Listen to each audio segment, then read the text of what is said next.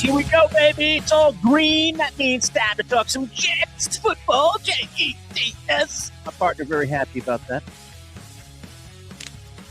Represented by Northeast Roofing Professionals and ERPCNY.com. And today's video is brought to you by our friends at Mayberry Automotive, the integrity and everything.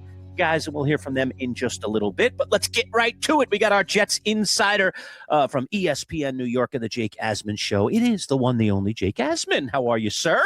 What's up, fellas? Appreciate you having me on. Hey, welcome back from the Combine, man. How was your trip? A lot of people didn't get out there because of the crazy snow on the East Coast. You managed to slip under the radar. How did you do it, man? Yeah, I got lucky, and I showed a lot of patience. So my flight was canceled multiple times. I ended up being on a standby list with Delta.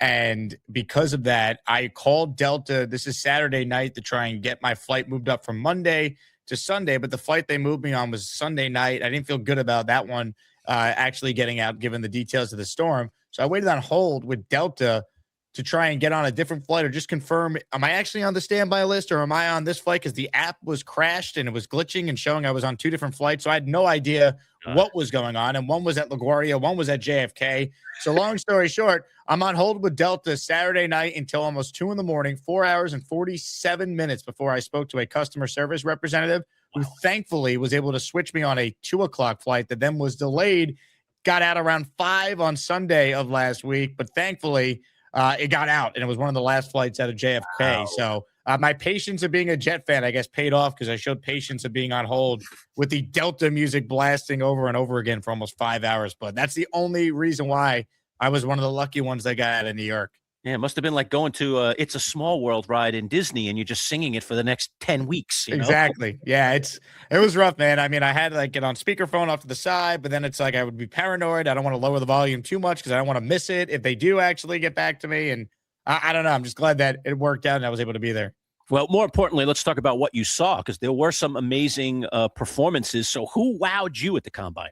Yeah, I mean, I think you start with Jeremiah Love, the running back. I mean, he's as impressive as everyone says he would be. I still don't think from a Jet standpoint, he makes sense for them to draft, especially given, I'm sure we'll get into it, the Breece Hall franchise tag. But I just thought watching him, he was impressive. And from a Jet standpoint, I mean, man, some of the pass rushers look great. David Bailey looked like an absolute freak. I think you look at what Arvell Reese did, and you're excited about him and him potentially, of course, converting to a full-time edge, if that's the route they want to go. Sonny Styles was super impressive at linebacker. Both Styles brothers, for that matter, were really impressive. So it was cool to see him from a quarterback standpoint. Look, Mendoza didn't work out, nor do I think he's actually a real option for the Jets at this point. But Ty Simpson's healthy. He told me he went from 190 pounds to around 215. He's healthy as an ox, he said in his press conference. So he looked good. He threw the ball well. So that's the one quarterback I have my eye on.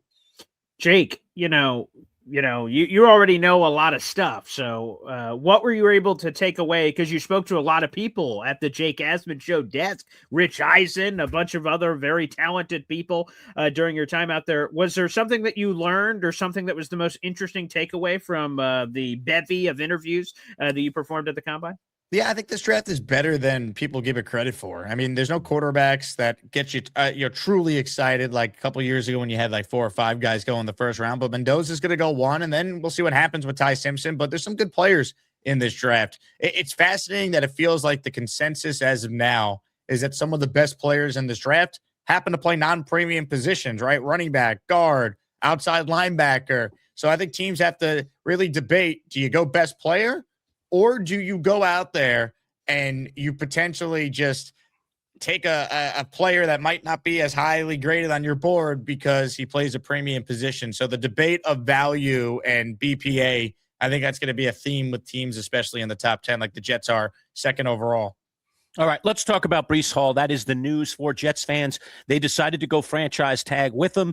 They'll pay a little more than $14 million. But what does it all mean, Jake? Number one, is this what the Jets should have done? And then what will they do here moving forward? And how does it affect their relationship with Breece? Let's talk about that. Yeah, I think it was the right move to tag him. I think we talked about it in the past. I wanted them to use the full franchise tag and not mess around with the transition tag because part of me wonders, hey, if you let Breece negotiate with other teams and the Jets were going to match whatever a team would offer him, would he resent the Jets for keeping him if like the Chiefs wanted to pay him and all of a sudden the Jets say, nope, so you guys couldn't even negotiate with me. The Chiefs want me, but I can't go there. Like, that's not fair. So I just wonder if they got word of the interest that he would have if he were available, combined with the fact for an extra $3 million. I mean, just keep Breece Hall, and by using the tag, you're basically able now to fully control his rights. Will be on the team if you want him to. So look, it sounds like they're still going to have conversations about a long-term deal. You basically just buy yourself some time. You table it, and they have till July 15th to work something out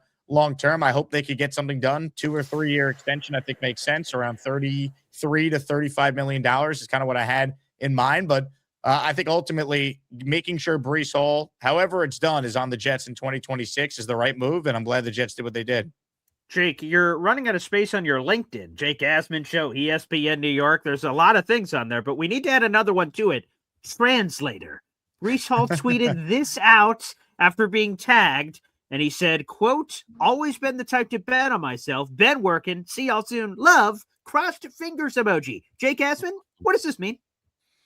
To me, and I don't speak Breece, but I'll try, I think he's saying he's going to play on the franchise tag, and that maybe him and the Jets are far apart where – he's going out there saying, I'll just bet on myself. I'll have a big year and I'll make myself even more expensive than if you guys just paid me what I want right now. There also could be some posturing here, right? Breece saying this and, he wants that message out there. I think at the end of the day, if the Jets said, hey, we want to extend you, here's the money, and Breece liked it, I don't think he'd bet on himself at that point. I think he'd take the money. So I think ultimately he's going to be a Jet. I think Breece understands that. And now it's on the Jets and Breece to hopefully get something done beyond just this year on the tag. Well, Jake, when you talk about the Jets, you can't avoid the elephant in the room, and that is the quarterback position. So there has been some movement. Obviously, you were at the Combine, saw some of the young talent, but also we're learning some things this week in terms of now with tags being done and teams trying to get their budgets in order here for the free agency season, that Kyler Murray is now going to be officially available. Are you touching him with a 10-foot pole? What are your thoughts about this young man and whether or not the Jets should genuinely be interested? Vegas has them as the betting favorite for Kyler Murray. It's funny because I saw Vegas has him as the betting favorite for Ty Simpson as well. I mean, the reality is the Jets have all these picks and they have money, and they're one of the few teams where there's not like a young guy waiting in the wings, and you don't really know if you bring in that quarterback if he's going to start. So would that QB want to go there? Like Minnesota is going to be mentioned for Murray, but they still have JJ McCarthy. Are we sure Kyler Murray would definitely be the starter there? There's that unknown, for example. Look, should they be interested? Yes, because he's not going to cost you anything. With him being cut, he's going to be able to cost the Jets just what the minimum is, which is around $1.3 million. So from that standpoint, they should be interested. He's 28 years old. He's played a lot of football. Mixed results, some character concerns. I understand all that. But from a sheer talent standpoint, you can't tell me that Kyler Murray doesn't at least belong in the conversation, right? He's better than Justin Fields, who Jet fans tried to sell themselves on a year ago. So we start with that. Do I want him? He's not my first choice, but I can't sit here and knock the idea of the Jets considering him. I just think it would go against a lot of what they have said. There's a clip of Aaron Glenn on the Pivot Pod a few years ago laughing at one of the jokes the podcasters made about Kyler Murray not studying film. That was a real thing. There's some negative things out there about the type of leader he is. Would it work in New York? There's concerns there, but this regime's desperate. This head coach needs to win games to save his job, and they might talk themselves into Kyler Murray. I don't think it'd be shocking.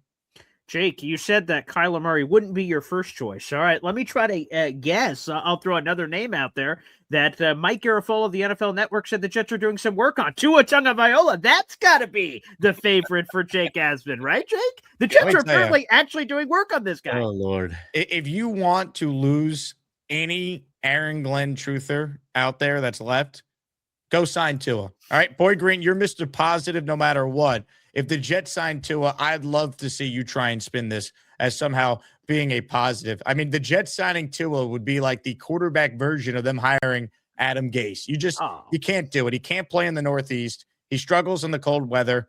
We know about the injury history. That is a move that the Jets cannot make. I honestly, of all the veteran options we've discussed, Tua would be the one that I think would earn the most universal negativity that is associated with that type of move. Like you wouldn't find one Jet fan praising is what I'm trying to say. Well, Jake, he led the league in passing yards a couple years ago, right? Is that really the spin? Yeah, that's part of the spin. I hope I don't have to spin anymore, but you buy the writing on the wall. I wonder if at the steak and scotch joints, people were talking about that Kirk Cousins doesn't have any interest in the Jets. Is that pretty definitive at this point? What have, if anything, you heard on that front? So I haven't heard that from, anyone directly. People I spoke with were like, there's no way he'd come to the Jets, the MetLife turf, the Cole. And I understand that. But again, where's Kirk Cousins going that gives him a better offensive line, a chance to start? He has Garrett Wilson. They'll add another weapon to go with A.D. Mitchell, and Breece is going to be back. So I don't think Kirk Cousins would be a bad fit for the Jets. He was my preference at the beginning of all this. Now that we know he's going to be available, the fact that it's been shut down already, I almost wonder if Kirk doesn't have any interest in the Jets. He doesn't want to play in New York. And then the Jets are getting out in front of it saying, we don't want Kirk Cousins. The old, you can't fire me because I quit approach. So again, Kirk Cousins, that to me makes the most sense for the Jets, but seemingly that's not going to happen. So we'll convince ourselves on Kyler or Derek Carr or trade for Jacoby Brissett or which other veteran you want to bat around. I mean, I basically have discussed 30 different names the last 2 months since the season ended, and maybe next week we finally get an idea on what the plan actually is. Manchild Show with Boy Green Digital at MC Show Digital on YouTube, our handle. We are presented by Northeast Roofing Professionals, and today's video brought to you by our friends at Bayberry Automotive. Let's just take 30 seconds, learn a little bit more about Bayberry, and then I'm going to ask Jake whether he wants to see a former Jet come back and play for the Jets. He's available right now. We'll see. Stick around. Integrity is a word that some people just throw around in life. But at Bayberry Automotive, integrity is everything. Integrity of their mechanics, who are all experienced and certified. Integrity in the work they perform, with nothing but 5-star reviews from satisfied customers on Google. Integrity that goes along with family. A family-run business that treats you like one of their own. Integrity in everything. Bayberry Automotive. BayberryAutomotive.com. Located on Route 57 across from Bayberry Plaza, the premier choice for auto repair in Liverpool. And second location now in Morgan Road in Liverpool. So easy to get an appointment these days at Bayberry. All right, let's talk more with Jake Asman, our Jets insider from the Jake Asman Show. Jake, I know Boy Green doesn't want this guy anywhere near the Jets, but Mekhi Becton is suddenly a free bird. He's Free Willy out there. Jake, any interest in bringing good old Mekhi back, the big boy? Is he working in the Jets cafeteria? Because if not, then I'm not interested in fat boy Mekhi Becton. I'm good, man. The guy is a disgrace. What he said about the Jets after he almost ate himself out of the league, I'm good on Mekhi Becton. The second he got away from the factory of offensive line greatness that is the Philadelphia Eagles, and they're now retired O-line coach, you saw Mekhi Becton going back to being what he was with the Jets, which was one of the bigger busts we've seen in franchise history. What about another family reunion? Geno Smith, baby. There's a group of players that are expected to get cut from their teams that are owed a bunch of guaranteed money. So veteran minimums for Geno Smith, Kyler Murray, Tua, and a bunch of these guys. Any Geno Smith, you want to pull out that number 7 jersey in the back of the closet, Jake? Never had a Geno jersey, but I might have to get one. Now, I look, if Geno Smith is brought in with another veteran and it costs you nothing, okay, like I'll listen to it, I guess. I'm not losing sleep over what mediocre option they ultimately add, because the reality is I don't think there is a perfect option. Do I think, I'd be more excited with Kyler or Carr than Geno? Yes. But am I going to lose sleep if they brought in Geno? I mean, no, my expectations are pretty low for this team because I just don't have faith in the head coach, who's got superpowers, by the way. I noticed we haven't spoken about that yet. And I don't have a whole lot of faith in the coaching staff he's put together here. So it kind of is what it is for a year. Let's hope Darren Muji could do really well with some of the moves in the draft, and they could continue to add to this roster for whoever's here a year from now. Jake, let me take you back to the Combine for a minute and ask you about the young arms at the Combine. You mentioned Ty Simpson, but there were some other throwers there. Carson Beck apparently made some people look twice. So talk about some of these swing guys, a guy that you could take a swing at, dare I say, that the Jets might consider. And did you see any that are worth considering? To me, the only quarterback besides Mendoza that I think is worth first-round consideration is Ty Simpson. What the issue with Ty is that he only has 15 career starts. And if you go back over the last 15 years, guys with that little amount of starts and how it's translated, you really can only point to Cam Newton, who had success with the team that drafted him. And Cam was a physical specimen, whereas Ty, little undersized, he's 6'1" and change. His weight is back up to 215, he told me. He says he's healthy, which I have no doubt he is. It's just concerning with that little amount of starts. You could talk yourself into it. I wouldn't do it at 16, but I would definitely take him at pick 33 if he's there and at least take a swing at the position and try. But that's really it. The only other quarterbacks I'm intrigued with are potentially taking someone on day 2 late in the 3rd round if they acquire a 3rd round pick, which right now they don't have, or just taking a chance on some of these guys on day 3. Cole Payton from North Dakota State is intriguing.